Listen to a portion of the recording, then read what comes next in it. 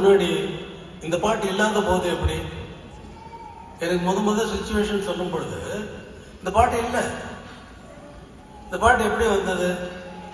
அப்படியே ஆரம்பிச்சு ஆர்கெஸ்ட்ரேட் பண்ணிட்டு வர அது சிச்சுவேஷன் சொல்றாங்க, டியூன் போடுறோம், எத்தனையோ டியூன் போடுறப்போ அவங்களுக்கு திருப்தி இல்லைன்னா எவ்வளவு டியூன் வேணாலும் போட்டுக்கிட்டே இருப்பேன்.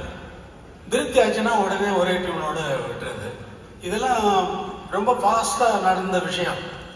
మ్యూజిక్ ఆర్గనైజేషన్ అంటే ఆ రోజు ఏం జరిగిందని నీకు తెలీదు.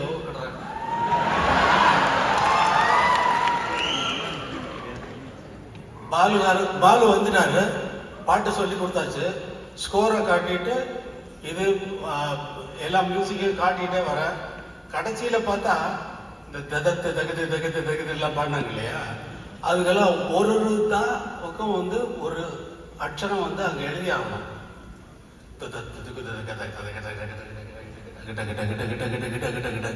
இவ்வளவு நோட்ஸ் நான் எழுதி ஆகணும்.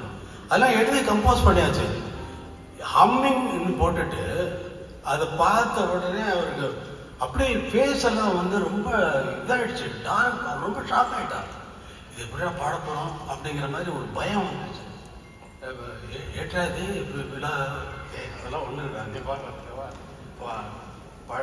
கொஞ்சம் கொஞ்சமாக சொல்லி கொடுத்து கரெக்ட் நோட்டு வந்தால் அந்த தக வர மாட்டேங்குது.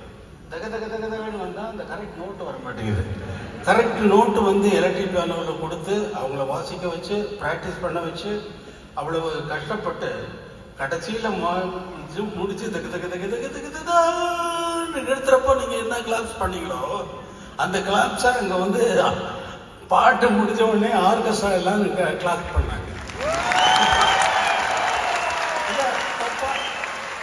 அது ரொம்ப அவங்க எதிர்பார்த்து வர்ற பாட்டு அவங்களுக்கு கிடைக்காது இல்லையா. ஒரு பிளேபேக் ஆர்டிஸ்டாக கிட்ட பாட வரும்பொழுது என்ன பாட்டு பாட போறாங்கன்னு தெரியுமா? அவங்களுக்கு தெரியாது.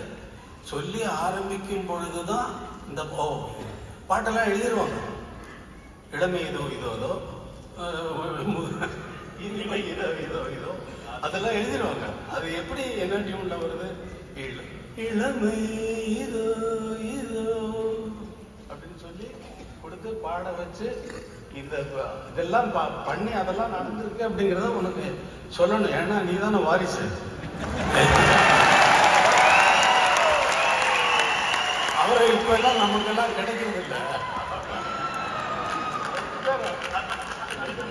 திருட்டு பசங்க. அது உங்களுடைய ஆசீர்வாதம் தான். இது ஒரு பேச்சுக்கு சொல்லிக்கிறது.